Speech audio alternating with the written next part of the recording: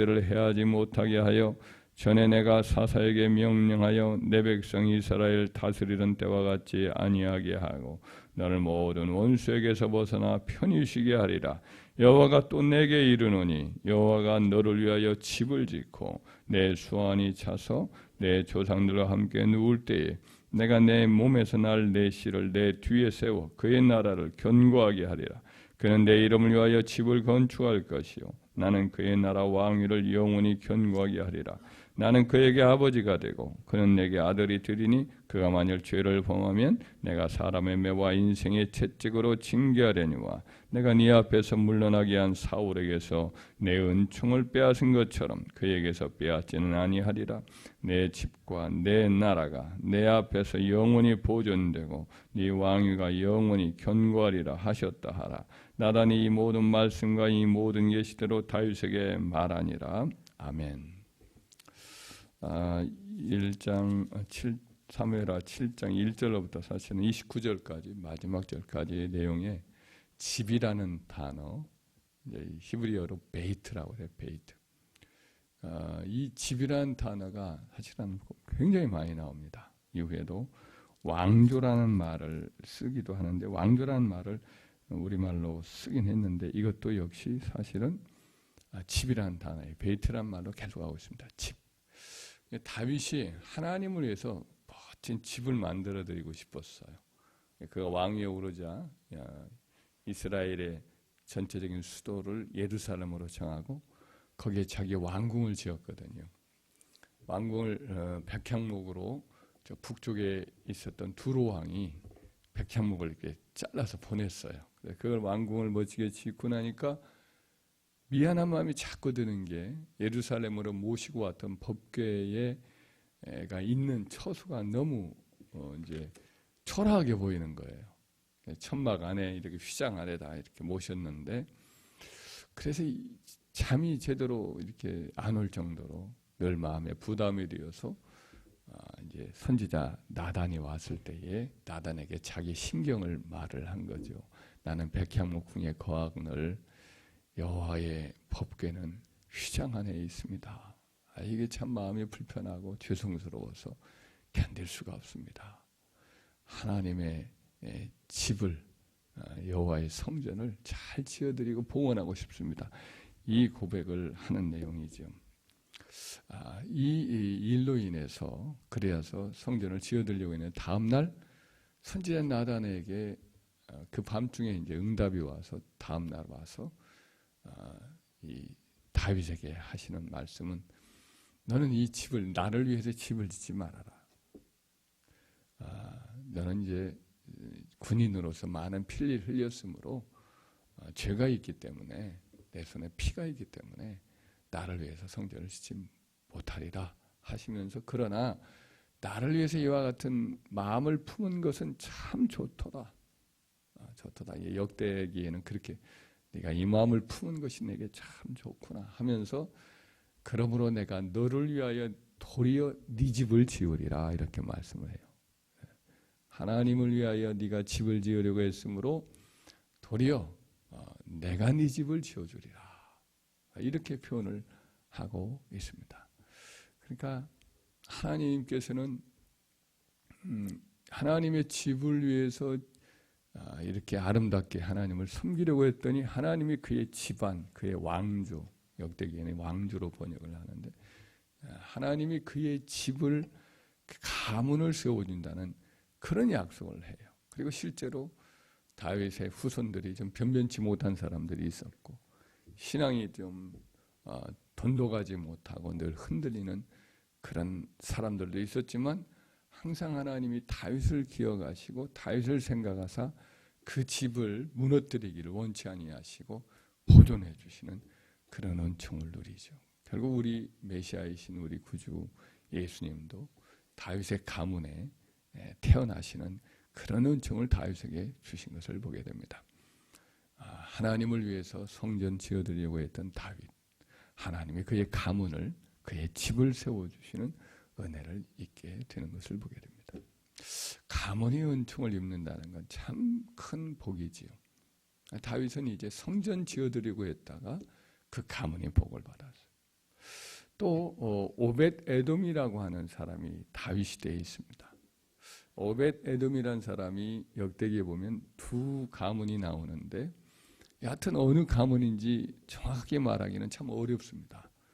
두 가문 다 이 레위인인 것 같아요. 하나님의 성전을 이렇게 지키는 문지기 역할을 하기도 했지만은 이 가문이 얼마나 큰 복을 받았는지 역대기에 보면 매우 유력한 자, 그 당시 하여튼 힘이 있고 모든 사람들이 알아주는 아주 존귀한 자가 그 오베데돔의 집안에 많이 나온 것으로 기록을 하고 있습니다. 이 집안이 어떻게 해서 이 복을 받았냐면 다윗이 성전을 옛날에 있었던 성막이 모시고 있던 법궤가 사울 왕 때에 그 이전에 사무엘 시대에 블레셋에게 한번 빼앗긴 적이 있습니다. 빼앗겼다가 돌아와 가지고 그리고 난 다음에는 어디 있는지 알지 못할 때가 있었어요. 하나님의 법궤에 대한 관심이 없어진 거죠. 다윗이 왕이 오르게 되고 그리고 예루살렘에 그의 이제 성읍을 정하고 난 다음에 다른 많은 일들이 있었지만 법궤를 찾아 모시는 일에 관심을 갖고 내가 법궤를 찾기까지는 잠도 자지 아니하고 내가 이 하나님 법궤를 찾기까지는 하여튼 침대에 눕지 않겠다 각오를 하고 이 법궤를 찾는데 열심을 내었더니 이제 바알브라심이라는 곳에서 하나님이 바알라 율대라는 곳에 법궤가 있다는 걸 발견을 해요. 거의 뭐 방치되다시피 있었던 그곳에서 이제 법궤를 발견하자 모시려고 아주 온 이스라엘 전역의 지도자들과 백성들을 모아가지고 모시러 가요. 근데 모시러 갔는데 그때 새 수레에다가 이렇게 만들어가지고 모신다고 정성을 기울였는데 사실은 율법에 어긋나는 일이죠. 법궤는 이제 레위 직속 중에서 고핫 자손이 매 가지고 와야만 돼요. 근데 그러지 아니하고 그냥 수레에다가 이렇게 모시고 이제 끌고 오는 셈이 되지요. 그러다가 웃사라는 사람이 살고 있었. 웃사라는 사람이 떨어지려고 소가 막 뛰니까 떨어지려고 하는 일이 불상사가 발생을 해요. 그걸 떨어지는 것을 막으려고 잡았다가만 급사를 해요. 하나님이 진노가 임해서 누구든지 만지면 안 된다고 되어 있거든요. 제사장 외에 또 고핫 자손 외에는 만질 수가 없는 것인데 그가 레위인이었지만은 고핫 자손이 아니었기 때문에 만졌다가 그만 죽고 말아요. 이 레위 족속의 고핫 자손도 법궤를 만지면 안 돼요. 채로 매는 데까지는 허용이 되지만 만지는 것은 안 되고 제사장만 만질 수가 있었는데 그만 만졌다가 그냥 급사를 하니까 다윗이 도리어 불쾌해서 내가 하나님의 법궤를 모시려고 이렇게 정성을 기울였는데 웬 불상사냐 하면서 화를 내면서 진노하여서 그가 이제 법궤를 모시고 오는 것을 두려워하지요. 괜히 모셨다가 큰 화를 당하겠구나.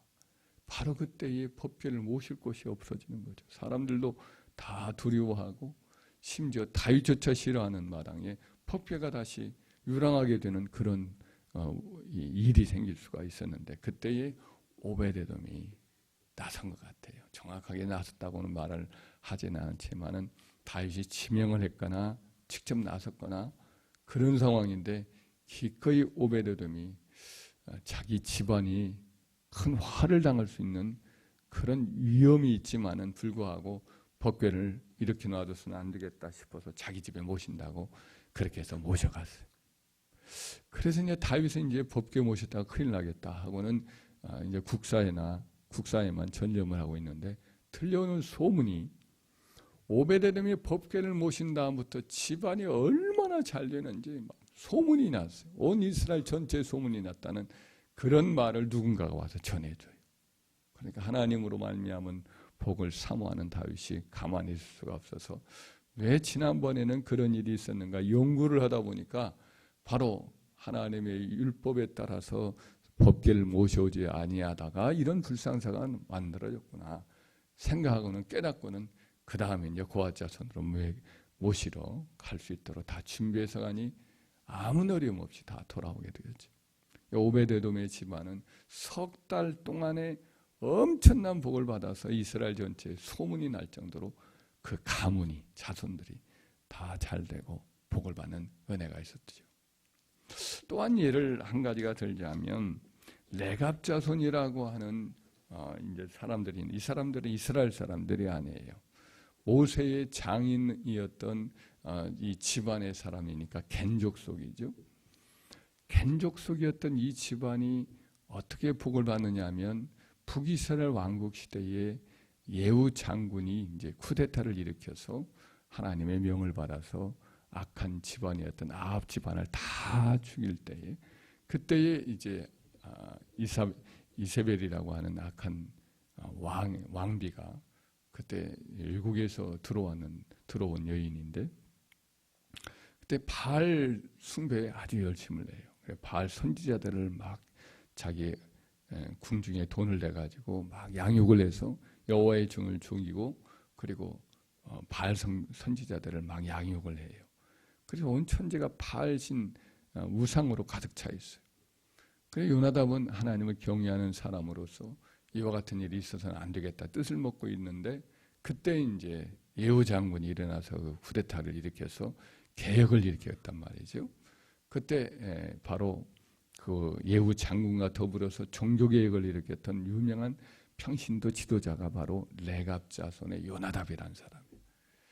요나답이 나중에 이제 예후 장군과 함께 예후 왕조를 열어가지고 참으로 존경도 받고 백성들의 모든 사람들의 이제 신앙적인 경건의 모델이 되었는데, 예후 장군이 서서히 변질되는 거예요. 처음에는 잘한다고 하다가 나중에 변질되어서 옛날과 똑같은 모습으로 또 달라지는 그런 모습을 보니까 이 요나답 이분이 마음을 고쳐 먹어요. 이래서 되는 게 아니구나. 내가 적어도 내 집안만큼이라도 하나님으로부터 화를 면하는 일이 내가 조치를 해야겠구나 하고는 아마 정교에서 은퇴를 하고 자기 자손들을 한번 날짜를 정해서 전부 불러 모았어요. 전부 불러 모으고 한 말이, 우리 집안, 우리 가문은 절대로 포도주도 마시지 말고 포도원을 지치도 말고 또 사람이 사는 거처를 지치도 말고 농사도 짓지 말고 오직 이제 목축을 하는 일을 해라. 그래서 천박으로 살아라. 천박 생활을 하라. 왜냐하면 도시 생활을 하면서 다 변질되는 것을 보거든요. 도시 생활을 하고 농촌 생활을 하면서 다 타락하고 부패하는 것을 보니까 옛날 우리 조상들이 살았던 르무엘이라고 하는 자기의 겐족속들이 살았던 천막 생활하면서 목축 생활하면서 가축을 기르는 그 고생스러운 삶을 살아가면서 사는 것이 타락을 막는 길이다. 너희는 꼭 그렇게 살아라. 명령을 내렸어요. 이 명령을 그대로 지켜요. 그래서 북이스라엘의 멸망을 당할 때 그들은 이제 뭐 집을 지킬 이유가 없으니까 도시에 머물지 않고 가축 가지고 이렇게 이동을 하면서 화를 피했죠. 북이스라엘 멸망한 다음에도 살아남았는데, 나중에 보니까 그들이 이제 또 유다 지역으로, 유다 사람들이 살고 있었던 그 지역에 왔는데 또 바벨론의 공격을 당해요. 할 수 없이 예루살렘으로 이제 그들이 거처를 옮겨서 살고 있는데, 그 명령은 그대로 지켜서 포도주를 안 마셔, 농사도 안 짓고 그냥 가축하는 그 일만 지키면서 그렇게 지냈단 말이죠. 나중에 예레미야 선지자가 그들을 하나님 명령을 받아서 성전에 있는 한 방에 그들을 초대해서 포도주를 가득히 부은 잔을 가지고 마시라고 하니까 안 마십니다. 우리 조상 요나답이 했던 명령이 있어서 우리는 마실 수가 없습니다. 그랬더니 하나님이 예레미야에게 하는 말씀이, 봐라, 이들은 이렇게 그 조상이 한 말씀도 이렇게 순종을 하는데 내 백성은 내 말을 그렇게 듣지 않는구나. 그러므로 너는 레갑 자손들에게 말하라. 내 앞에서 나를 섬기는 자가 끊어지지 아니하리라 라는 축복을 그들에게 전하라 해서 예레미야가 그들에게 그 말을 해요. 근데 이 말이 어떻게 이루어졌느냐? 나라가 망해요. 남유다도 망하고, 그리고 뭐 그 이후에 바사, 그 다음에는 또 이제 알렉산더 대왕의 후손들이 또 다스리는 그와 같은 나라, 그 모든 왕조의 핍박을 엄청나게 당해요. 그리고 난 다음에 또 로마 제국의 핍박까지 당했는데 그 이후에 자손이 남아있는 것을 확인해 보니까 유세비우스의 기록을 보면 우리 예수님의 육신의 동생 야고보가 순교를 당할 당시에 그 당시에 그 모습을 보면서 막 사람들이 돌을 치고 막 매갱이 같은 것을 때려서 이제 우리 유다 야고보를 죽이거든요. 그러니까 가죽을 가지고 이렇게 때려서 만드는 방망이 같은 걸로 때려 죽여요. 예수님의 육신의 동생 야고보를. 그 순교의 현장에서 야고보를 보호하면서 이분은 너희들을 위해서 기도하고 있는데 너희들이 이와 같이 해놓은 일이 얼마나 악한 일이냐 하면서 막아서거든요. 근데 그 막아서는 사람을 두고서 뭐라고 표현하면 레갑족속 제사장이다 이런 표현을 하고 있어요. 레갑족속은 원래 겐족속인데 어떻게 해서 제사장 가문이었던 사람들이 레갑족속으로 불리워지는지 아마도 그의 이제 인연 처가의 가문을 통해 가지고 제사장 가문하고 결혼을 해서 이와 같이 레갑족 소지라고 하는 족속이 워낙 유명하니까 옛날에 바실레 가문이 그랬거든요. 바실레 가문이 너무 유명하니까 제사장 가문 중에서 일부가 바실레 가문으로 자기를 명칭을 바꾸거든요. 똑같이 이제 그와 같은 일이 벌어진 거죠. 레갑 족속이 얼마나 번성했고 얼마나 하나님을 경외하건대 제사장 가문이 레갑 족속이라고 불리워지느냐고요.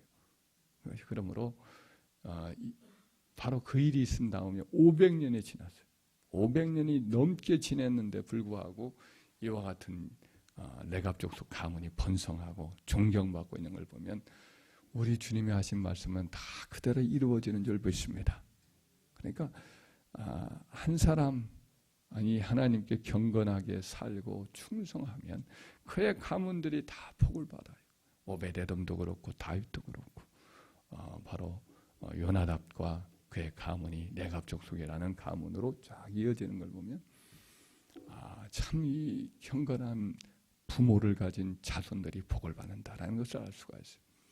제 동기 한 분이 아주 성령으로 충만한 분인데 이분이 이제 사랑의 교회에서 목회를 하다가 이제 개척을 했어요. 근데 참 사랑의 교회가 옥하는 목사님 은퇴하고 오정현 목사님이 들어선 다음에 많은 분규가 있었습니다. 얽히고 설키고 막 그렇게 내부에서 진통이 있었어요. 오정현 목사님이 이제 목사 안수 문제로 목사 안수의 자격 문제로 비난을 당하고 그 내부에서 고발을 당하고 이런 일이 있었는데 그때 이제 하나님께 물었다는 거죠. 왜 이런 일이 있습니까? 라고 물었는데 오정현 목사님 어떻게 될까요? 물었더니 하나님의 성령이 하신 말, 그 부모가 내게 충성하였으므로 그의 가문이 그렇게 잘 된다. 그 두 아들이 있었는데 오정호 목사님도 그렇고 오정현 목사님 두 형제가 다 큰 목회를 잘해요. 그 말을 하시더라. 그 부모의 신앙을 얘기를 하더라. 그 부모님이 시골 목회를 꾸준히 하면서 하나님께 충성을 한 것을 하나님 기억하시고 그 자손들이 잘 된다는 거예요. 그래서 이분이 그 성령의 말씀을 듣고는 오정희 목사님이 그래도 어려움 중에도 잘 문제를 이겨나가겠구나 했더니 그렇게 되더라는 거예요. 지금 그 문제가 다 사그러졌고 오정희 목사님이 그 교회를 잘 섬기고 있습니다. 그래서 그것도 그 문제도 가만히 하나님은 그 부모의 충성을 보는 거예요. 할렐루야. 우리가 주님께 충성을 다하면 그 신앙의 충성됨을 보고 자손에게 그 복을 반드시 계속해서 부어주는 것을 보게 됩니다. 우리가 가문을 어떻게 하면 잘 되는가? 다를 바가 없습니다. 우리가 하나님께 충성을 하면 그의 가문을 하나님이 또 세워가 주시는 은혜가 있는 줄 믿습니다. 하나님과 하나님의 집에 충성을 다할 때에 하나님은 반드시 우리와 우리 가문들을 복을 주실 줄 믿습니다.